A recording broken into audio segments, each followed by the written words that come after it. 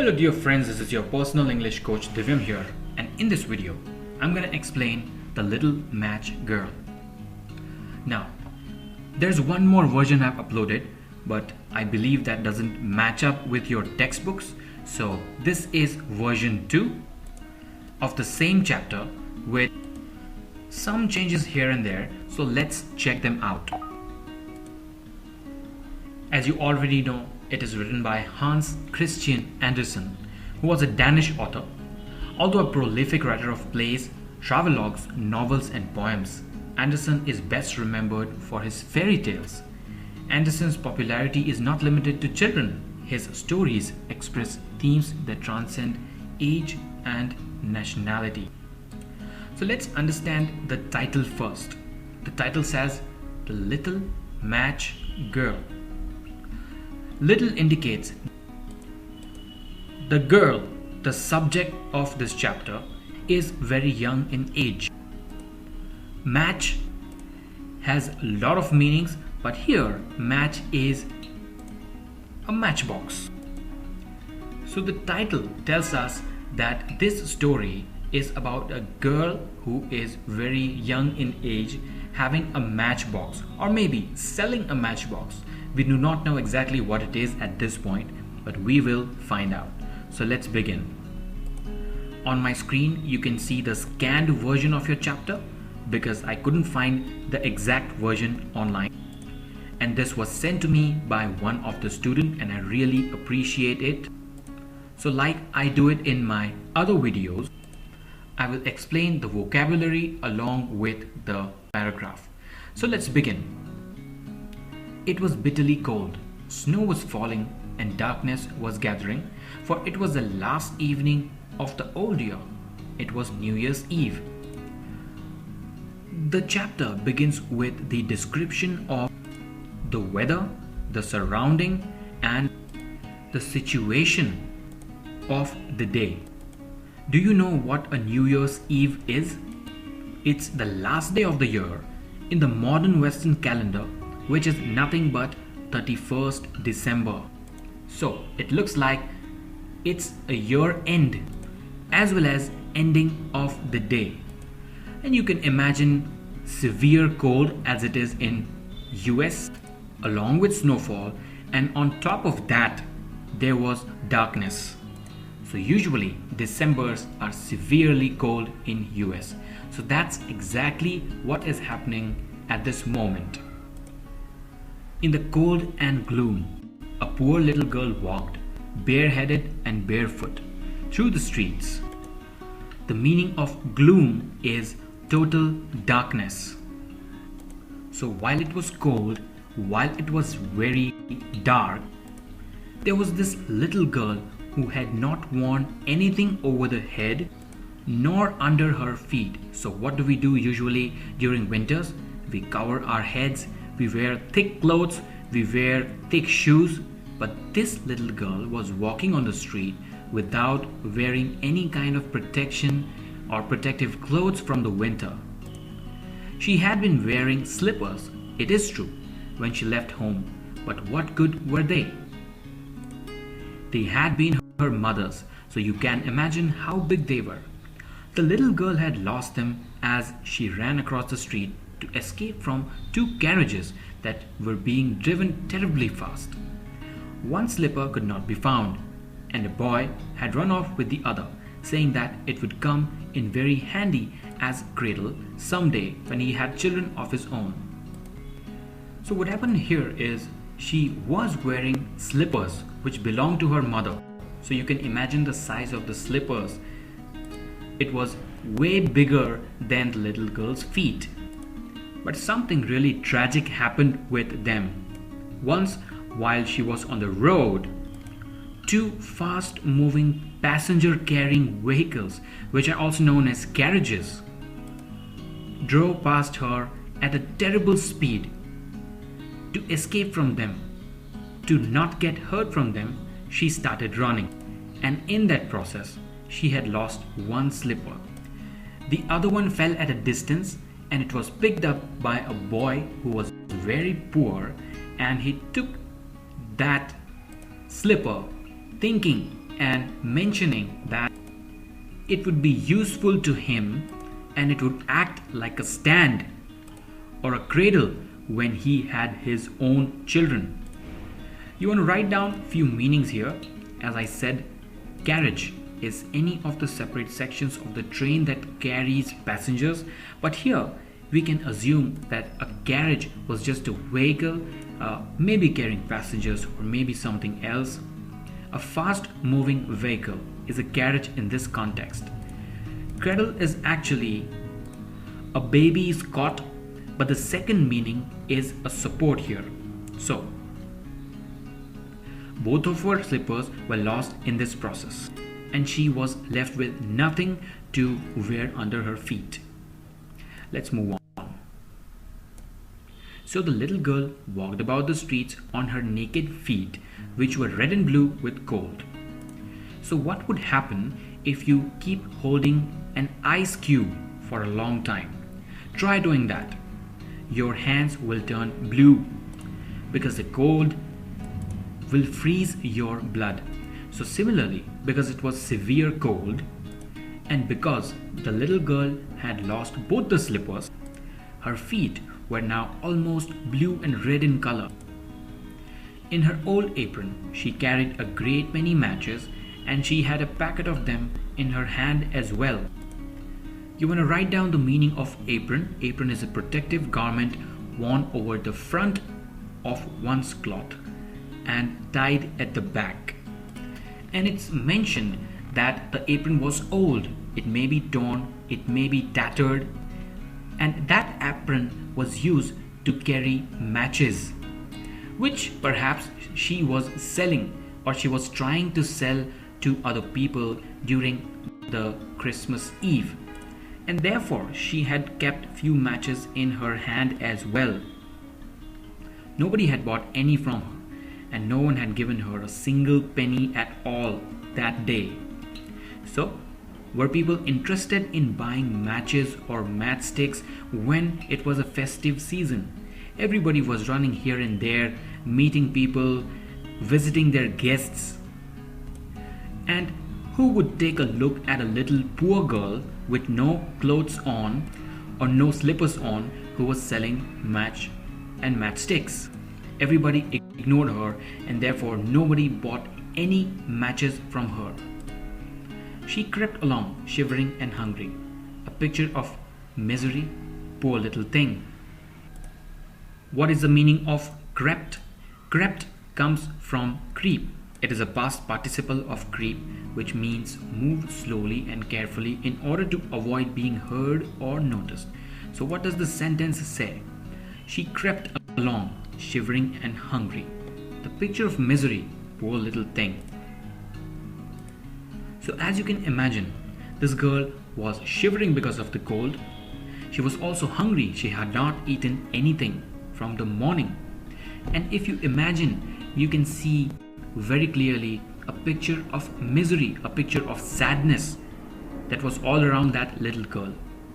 And that's why, just to express that feeling of sadness, the writer has mentioned poor little thing, which addresses the girl itself.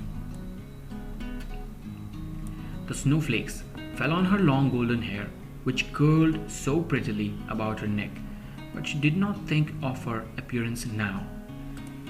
So this little girl had a golden and curly hair, on which the snowflakes fell. Snowflakes are the tiniest part of a snow. All these little beautiful snowflakes fell on this curly hair and got stuck, and it looked so beautiful. But in the middle of cold, in the middle of darkness, in the middle of hunger, could she think about her looks and appearance? No, she cannot. That is not at all on priority right now. Lights were shining in every window, and there was a glorious smell of roast goose in the street. For this was New Year's Eve, and she could not think of anything else. Now, because it was New Year's Eve, people were celebrating. And what happens in Diwali during India, the same situation is there in America. during Christmas, during the end of December, and especially New Year's Eve. So there were lots of lights shining at every window, and there was a very pleasant smell of a roasted goose. Do you know what a goose is? Note it down. Goose is a large water bird with a long neck, short legs, webbed feet, and a short, broad bill. So this is a goose which people used to roast and eat during New Year's Eve. Some more pictures here. So what she observed was a lot of shining lights and smell of roasted goose. So as you can imagine, it was a celebration atmosphere all around her. She huddled down in a heap in a corner formed by two houses, one from which projected further out into the street than the other. But though she tugged her little legs up under her, she felt colder and colder. The meaning of huddle is crowd together, nestle closely. A heap is an untidy collection of objects placed haphazardly on top of each other. So, there was some unwanted stuff placed in the corner formed by two houses, and this was projected further out, which means it was visible to the people passing across that street. But what happened here? So what happens when it is severe cold? You gather yourself together. You bring your body parts together so as to generate some heat. But what happened in the case of a little girl? Even when she tugged her little legs up. The meaning of tuck is to push, fold, or turn so as to hide or secure them. So we can say she folded her little legs up. But even when she folded her legs in order to create some heat, sitting on or sitting near the heap of things created by people, she even felt colder and colder. She did not dare to go home, for she had not sold no matches and earned not a single penny. For she had sold no matches and earned not a single penny. So she did not dare to go home. She had no courage to go home and tell her parents that today I did go out with a lot of matches to be sold, but no one looked at me, no one bought the matches. So she thought that her parents would think her to be incompatible or incapable of selling matchsticks, and they would punish her. So thinking about all these things, she did not have the courage to go home. The reason is mentioned in the next sentences. Her father would be sure to beat her, and besides, it was so cold at home, for they had nothing but the roof above them, and the wind whistled through that, even though the largest cracks were stuffed with straw and rags. Now this sentence tells us how poor the girl and her family were. So she sold matches, but she did not have a single penny. So what would happen? She would go home and she would tell her father that, "Father, I did go out right from the morning, but nobody looked at me, nobody purchased my matches." And hearing that, her father would punish her and beat her badly. And this was not just one reason to avoid going home. There was another reason.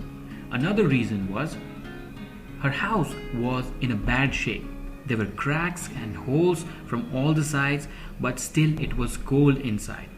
Why? Because the cracks were stuffed with some rubbish like straws and rags. But even then, cold was still there in her house, so she could not find any reason to go home.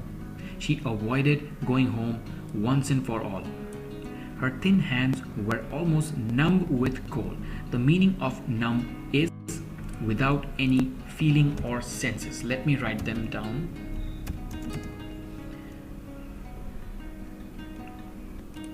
So numb is deprived of the power of physical sensation.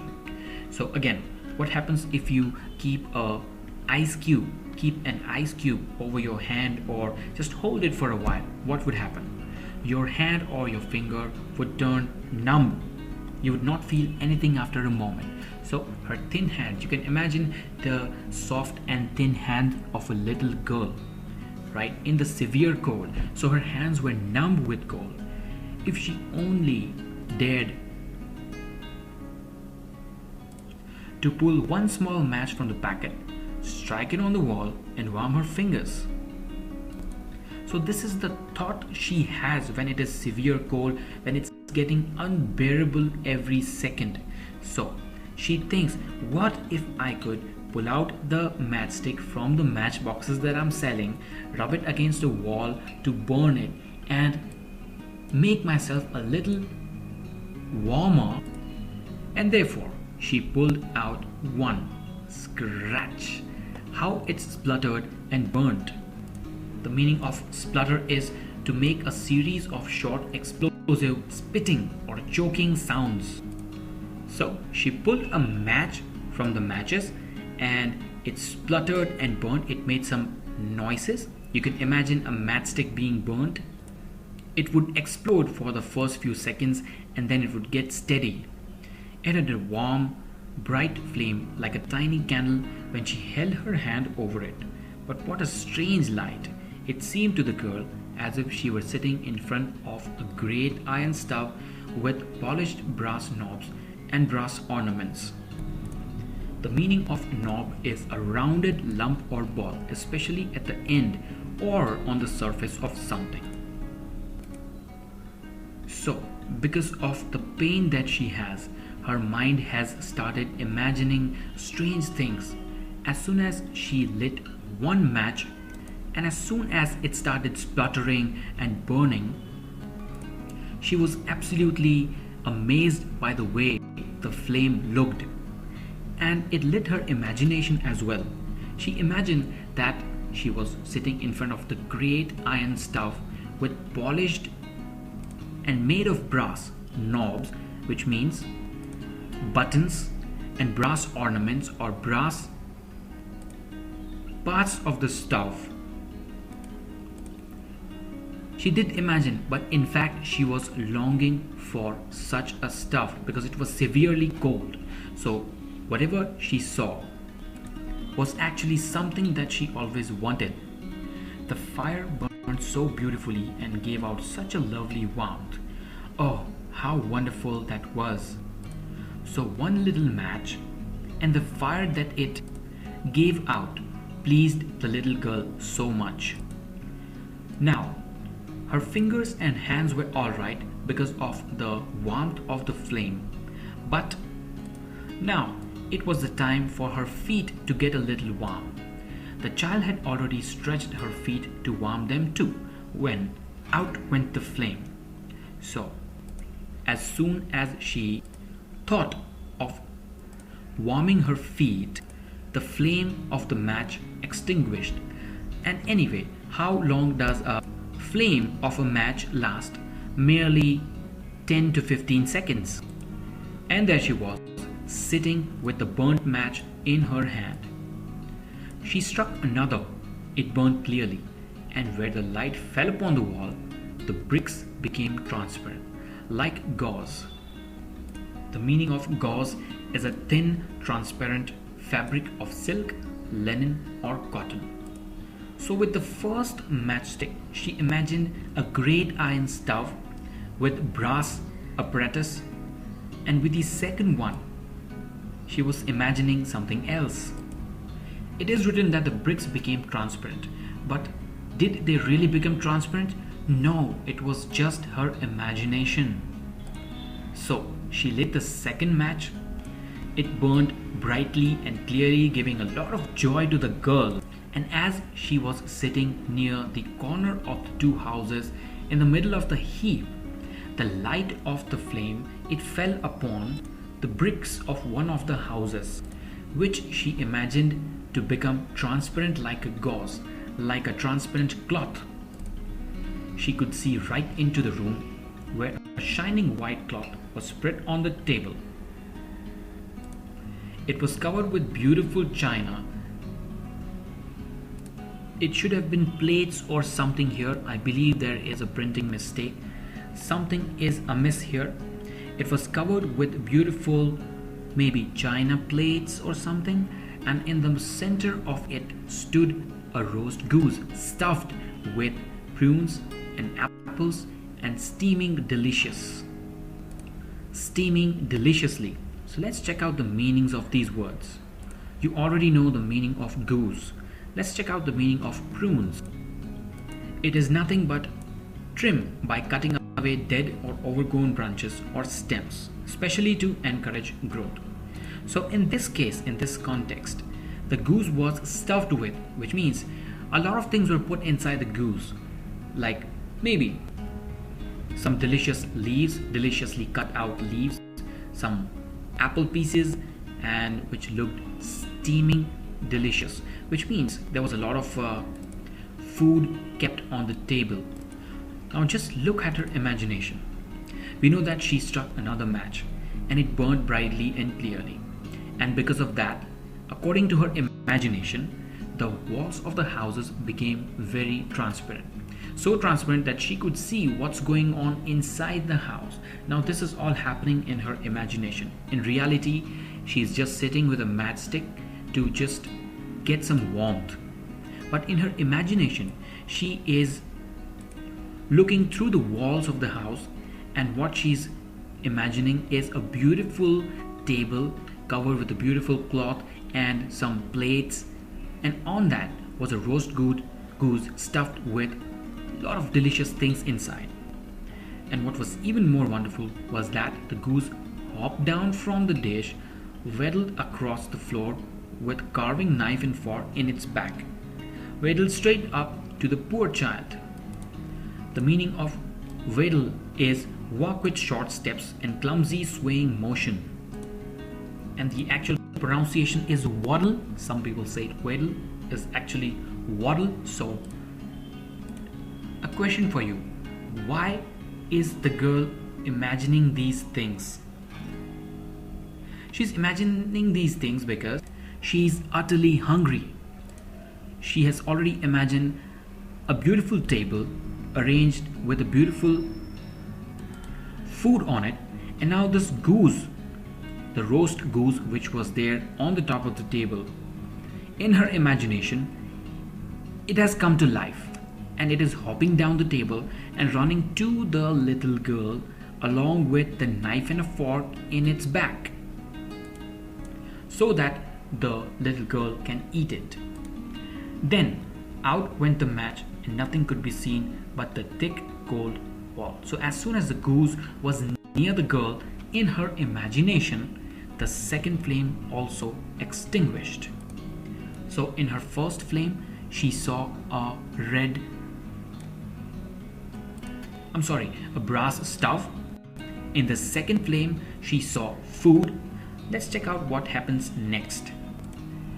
She struck another match and suddenly she was sitting under the most beautiful Christmas tree. It was much larger and much lovelier than the one she had seen last year through the glass doors of the rich merchant's house. Now, we already know how poor the girl and her family was. And she had just seen beautiful things. She had never had one of the beautiful things that they saw. So, now, because she is starving, because she is very hungry and cold, her mind is running faster. And I'll tell you, you must have felt this yourself, that whenever you eat food after a lunch break or during a recess, your mind is a little drowsy because the blood flows towards your stomach, and therefore your thinking capacity is reduced. So, because this girl was starving and hungry, and because she was in a lot of pain, her mind was very active, and so she was imagining a lot of things here. She lit the match number 3, and here she saw most beautiful Christmas tree, and she was sitting under it. It was very big, and once upon a time, while maybe selling matches, she must have seen a beautiful Christmas tree at a rich merchant's house. Now she had that in mind, and the tree under which she was sitting at this moment, viewing it by the light of the third match, she compared it. She compared the tree which was in her imagination with the one that has just appeared in her imagination. And this one was far more beautiful. 1,000 candles lit up the green branches, and gaily colored balls like those in the shop windows looked down upon her. The meaning of gaily is in a cheerful or light-hearted way. So what was there on the Christmas tree? Not only there were great and bright candles which were enlightening the green branches, but also some colored balls and gaily colored balls. The meaning of gaily we just saw, in a cheerful or light-hearted way. So it looked as if the balls are really cheerful, and they are looking at the little girl. The little girl reached forward with both hands, then out went the match. Now we know that the girl is sitting on a heap in between the corner of two houses, and whatever's going on is in her imagination. So in her imagination, with the help of the third match, she saw a Christmas tree with great branches, and on the branches were some candles and some balls like it's there in the actual Christmas tree, like the one that's on my screen. And she really wants to touch and feel the Christmas tree, but as soon as she tries to do that, the third match also extinguishes. The many candles on the Christmas tree rose higher and higher through the air, and she saw that they had now turned into bright stars. So the third match did get extinguished, but when it happened, soon after that, the candles which she had imagined on the Christmas tree, they started flying in the air and they became stars, and bright stars. One of them fell, streaking the sky with light. Streak is a long, thin line of different color from their surroundings, especially on dyed hair. We can remove this line because when we say it for a star, it's a long line created by a falling star. So she had also seen a falling star which really made a nice and beautiful line in the dark sky. Now someone is dying, said the little girl, for her old grandmother, the only one who had ever been good to her, but who was now dead, had said, whenever a star falls, a soul goes up to God.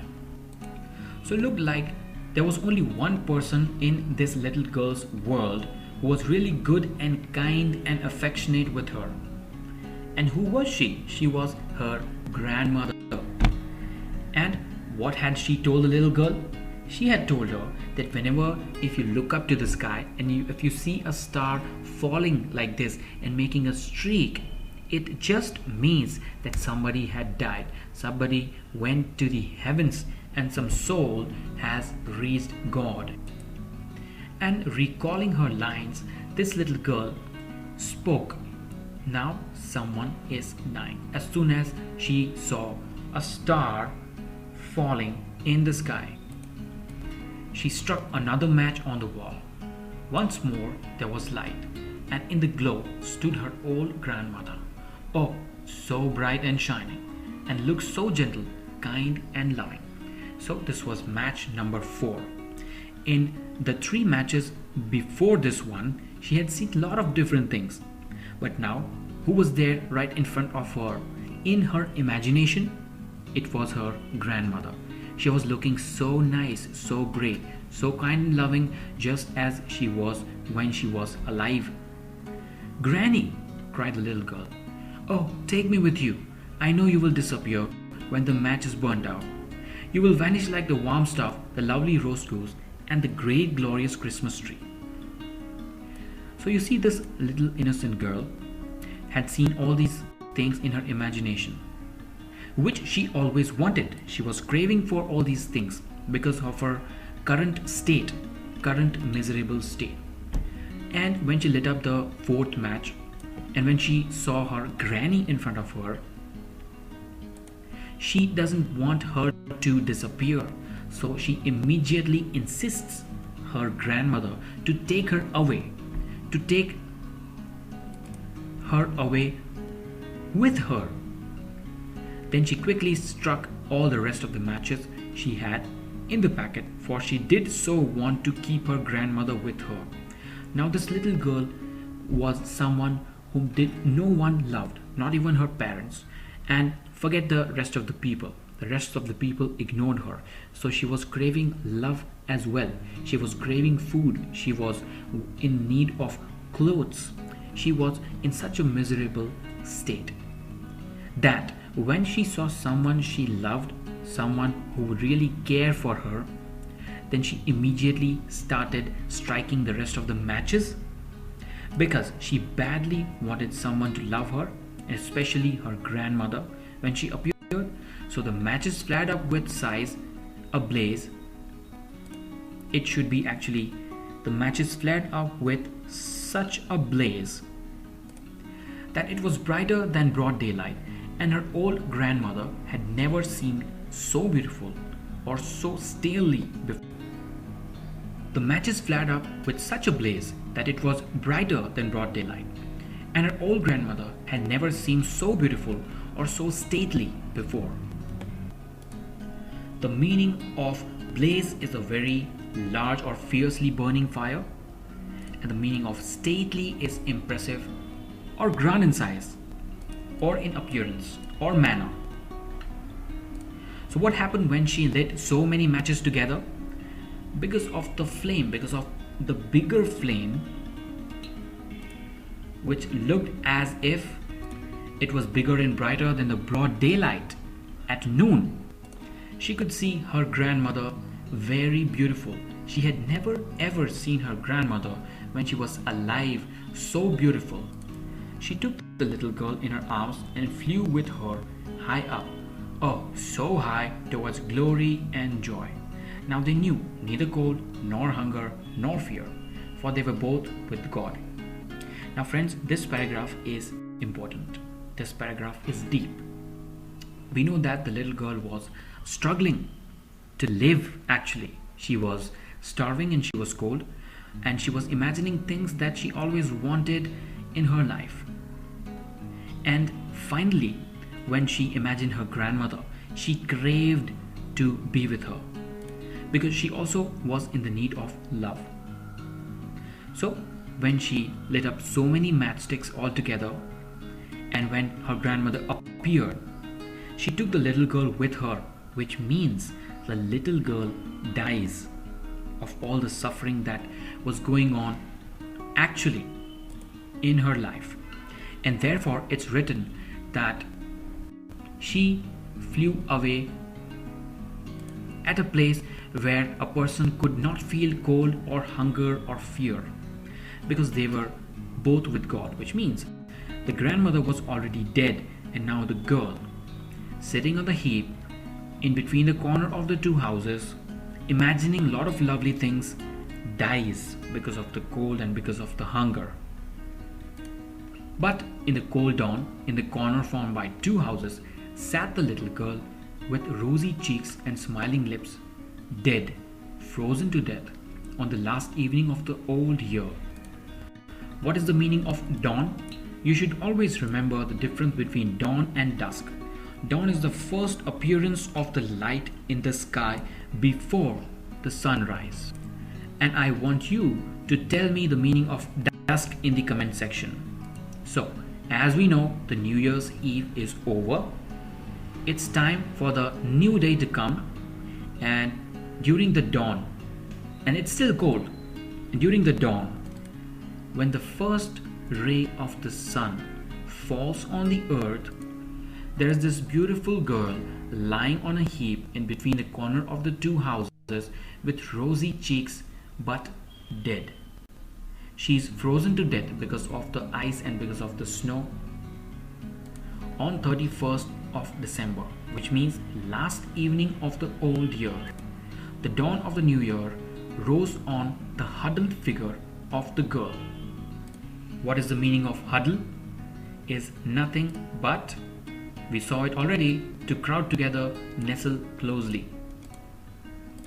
So the dawn rose on this particular figure, which was very close. And what do you do in winters when you're sitting outside? You gather yourself. And similar was the situation of this girl. She was still holding the matches and half a packet had been burnt. We know that she froze to death and she was imagining a lot of things. So after she died, the matches were still burning and they had burned half the packet of the match itself, and then probably it might have extinguished because of the cold. She was evidently trying to warm herself, people said. Obviously, the passers-by, when they got up in the morning, they saw this dead body. They thought she must have been trying to keep herself warm. From the looks, we can tell that.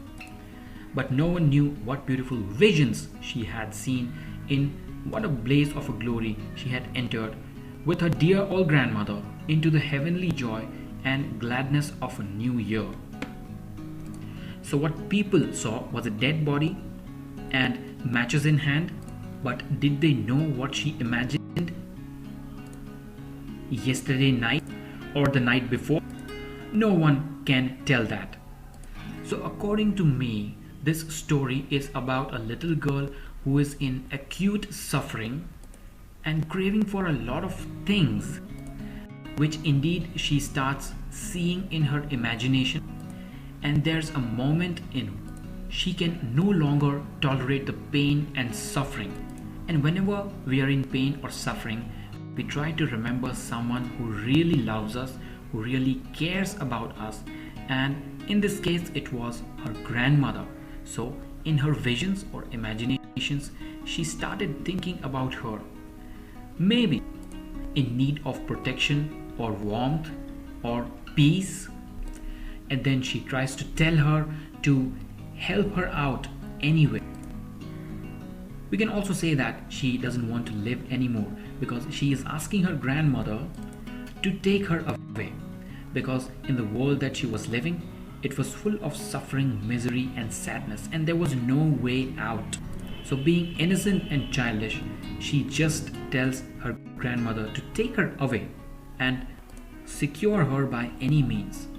And what actually happens is the cold and hunger takes a toll on the poor little innocent girl and she dies.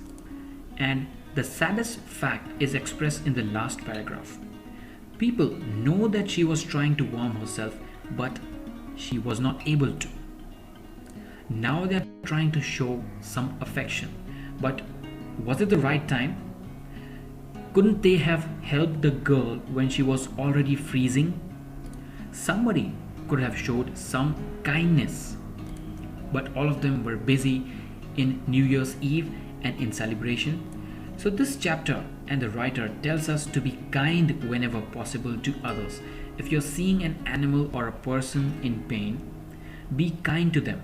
Do not wait for situation to worsen. This chapter also tells us to understand that each one of us has our own circumstances. The person in pain might or might not say it, but we should understand. And we should never miss any acts of kindness. We should be kind to whoever we feel is in pain. Friends, I hope you've understood this chapter very well. And if you've not, if you have doubts, do mention it in comment section. And I thank you for watching. I hope you have a wonderful day.